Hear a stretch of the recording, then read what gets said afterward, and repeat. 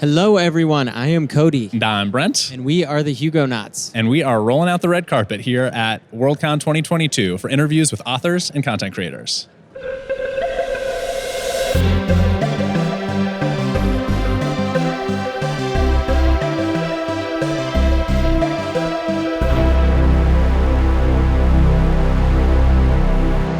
All right, so we are here with author Seanan McGuire here at Worldcon. Hello. So excited to have you. Thanks for talking with us, Seanan. Thanks for having me by. Yeah, absolutely. So first, one traditional red carpet question. If you could go out to dinner with any sci-fi author, who would it be?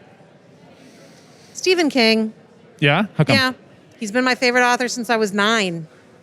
And he's not dead yet, which is a big advantage over John Wyndham, which is my backup answer. But he's been dead for over 100 years. Yeah, that's a less good dinner, a little creepier. A little creepier. Yeah. Okay, great. So my first question for you is about how prolific you are. It's unbelievable. I mean, so this year you're nominated for 4 Hugo Awards. Yes. Best novella, best short story, best series, and best fanzine. But that's actually totally normal for you and happens like most years. It's unbelievable how much content you create. How are you making so much great stuff happen all the time? I have no children, and sadly that does help. You know, the majority of our more prolific authors have been men because in our culture, the bulk of child-rearing duties fall on women. It's very rare to have a situation where a couple has children and the woman can produce more than 1 or 2 books a year. And that is just how we've kind of set up the world. So I chose not to have children, and that leaves me with a lot more spare time. I also type really, really fast. I always have. You know, when Hamilton first came out, every single person I've ever met sent me that "Why do you write like you're running out of time" song, because that's basically what I do. Yeah, well, I felt the similarly inspired by that song. It's Oh, I didn't feel inspired. I felt castigated. Oh, that's good. So there's another thing that you're into in the sci-fi community that I would love to hear about from you. Can you tell us what filking is and why you like it? So filking is the folk music of science fiction and fantasy. It's both parodies, a la Weird Al Yankovic, but he's not a filker. He is not a part of the community. We have Jeff and Maya Bonhoff or Bob Konevsky, and they do absolutely exquisite parodies of pre-existing songs. And then you have folks that are doing original music and lyrics, and these are songs about things that we love and appreciate and interact with. But more importantly, on the AtCon community level, most people's introduction to filk is a room with a circle of chairs and people playing guitars and singing, and some of them are singing off-key. But that's actually good because that means you're welcome. You can't be too bad a singer to come to the filk. And it's like being a kid back at summer camp. You have this option to sit in a circle and make music with your friends and feel like you're part of something, and it's really nice. Yeah, I love that. I mean, it's like a little mini version of why events like this are so great in the first place. Like, I cannot.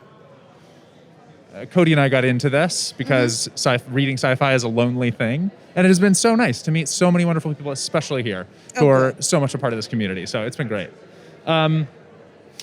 Okay, so there's one other interesting thing about you, which is you write in a bunch of different. There's more than one interesting thing about you. One of them is you write in a bunch of different genres. So, and you use a different name. You write under a different name for each. Would you tell us about why you made that choice and why you think that makes sense to do? Because in today's world, more and more book purchasing decisions are not made by people, they're made by machines.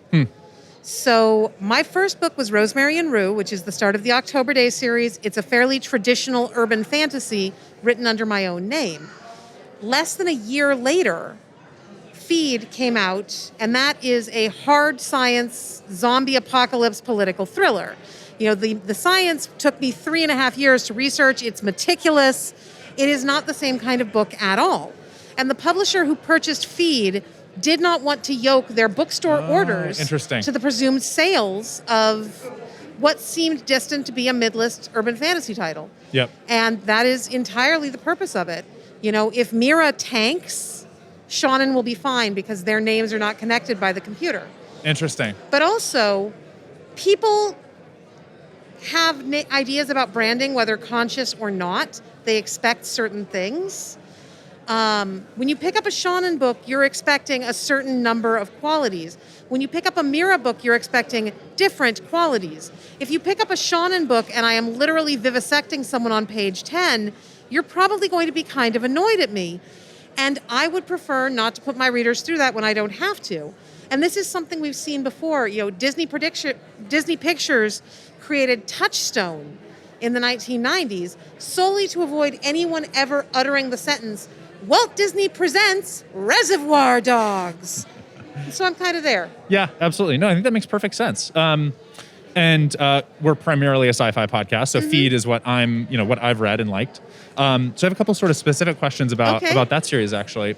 So one is just in general. So it's a zombie book for those who are not familiar, and zombies are it's pretty well-trodden ground in general. That said, Feed is super fun and has attracted a really a big readership.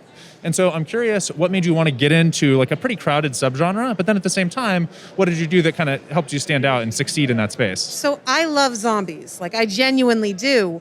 And people tend to assume that I have this great analytical plan and I've mapped it. No, I can't write a book that I don't want to write. Yeah, okay. So I spent 3.5 years researching and planning out what my perfect zombie apocalypse would look like, until a friend of mine finally just went, well, you've got to shut up and write it. So I shut up and I wrote it. But I never thought about the fact that it was a crowded subgenre or zombies are over, because a lot of the time we don't start saying that until all of the dudes have had their turn to write it. And it's only when people who are not white dudes start showing up and being like, hey, I think I have a story for this party, that they're like, nope, party's over. Get out. We're finished with that. We're finished. That's great. And as for distinguishing myself, part of why I wanted to write a zombie story is that one of the quickest ways to lose me as a reader is to have bad virology in your zombie story if your zombies are virus-based. I want your science to actually hold up to what you're doing if you're going to make a scientific explanation. And about 2/3 of zombie fiction, they go with the science because they think that having magic and the living dead is too much. And then the science is just bad. And I wind up yelling at the book, or I wind up absolutely hating a book that everyone else loves. So I worked with the CDC. I put together a zombie apocalypse that couldn't happen, but you can squint at and see how it plausibly could have. Right. Yeah, I loved your, I was reading an interview where you talked about calling the CDC over and over over until they told you. Maybe don't do that one. Yes, I love that. Yeah. So as a testament to your research, though, there's actually another series that I would love to ask about the research you did for that one. Can you tell us about what you did to be able to write Parasitology? I love that people always want that question because you know what I'm going to say and you just want to get me on type saying it. So well, I haven't heard you say it. I saw you talk about it, but you talked around it. I genuinely have got to hear this story. So to write the Parasitology trilogy, which is a trilogy about genetically engineered tapeworms and the hygiene hypothesis, which is a medical hypothesis that holds that we're seeing more allergies and autoimmune conditions in the population because we have reduced our parasitic load too swiftly for our immune systems to keep up. Okay. I wanted to be able to accurately write about the experience of living with a tapeworm. So I went to the Museum of Parasitology and I got a goat tapeworm in pill form. And I had a tapeworm for about 2 years. His name was Timmy. I did not know it was 2 years. That is very serious commitment. I had a tapeworm for about 2 years. His name was Timmy. He did his job. I had fewer allergic reactions during that time and was generally in better health. Oh my gosh. I was also under direct medical supervision to make sure that I did not harm myself with the living creature I had voluntarily given access to my vital bodily nutrients. And then I had to take 2 courses of antiparasitics to evict Timmy. The first one didn't quite take. Ivermectin is not a fun drug. I do not recommend it unless you have a tapeworm. You're the only person I've ever met who's taken ivermectin for what it's supposed to be used for. Yeah, no, it gets the tapeworm out of you, and it did. It also got everything else out of me, including most of my intestinal lining and a lot of my will to live. Okay, all right, duly noted. I don't want one, but I love the dedication to your craft that you did.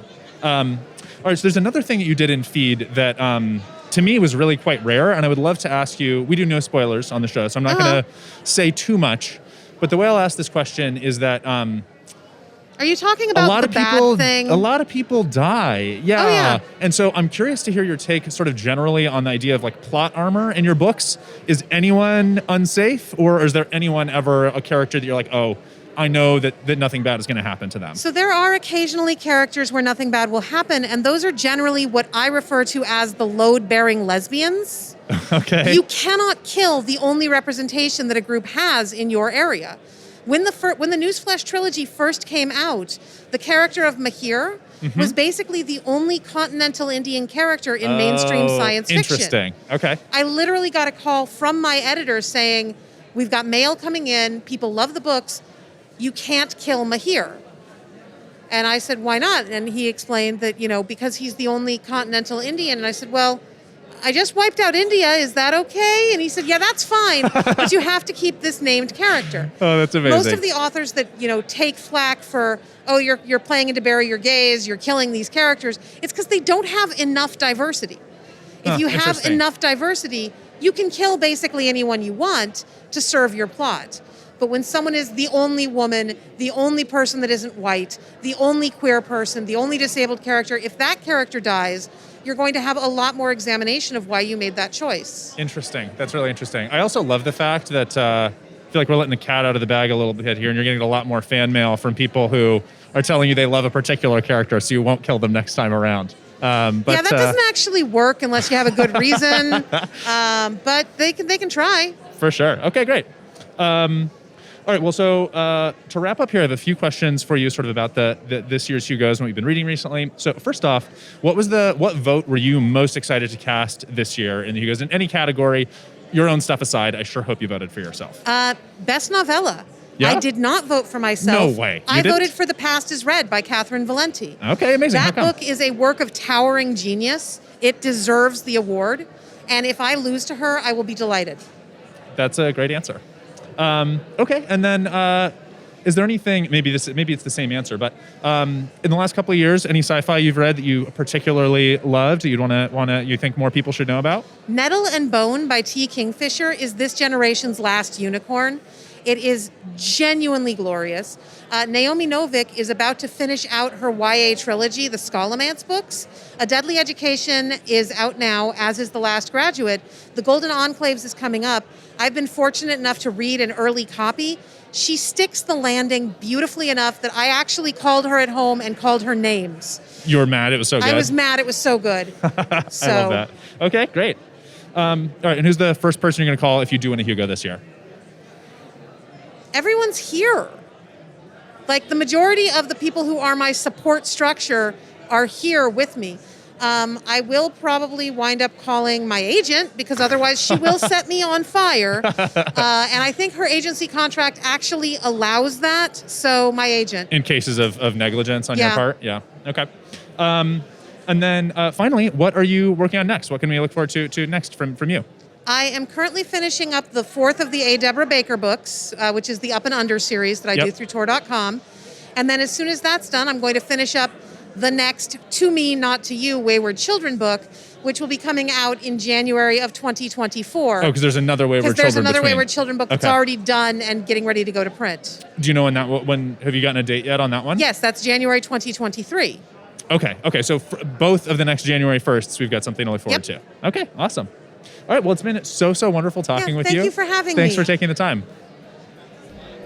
Oh my gosh, is this for Seanan? So we're sitting next to the autograph tables here at Worldcon, and there is an enormous line for people who want to meet you. You told me that wasn't my line. You said that was Peter Beagle's line. You lied to me. It was Peter Beagle's line. Oh, no. I'm going to die here. You've got so many people who love you. I'm very grateful, though. It's lovely. Yeah, for sure. All right, well, it's been so great talking with you. Thank you for having me. Yeah, absolutely. All right, good luck. Thank you. Bye. Okay.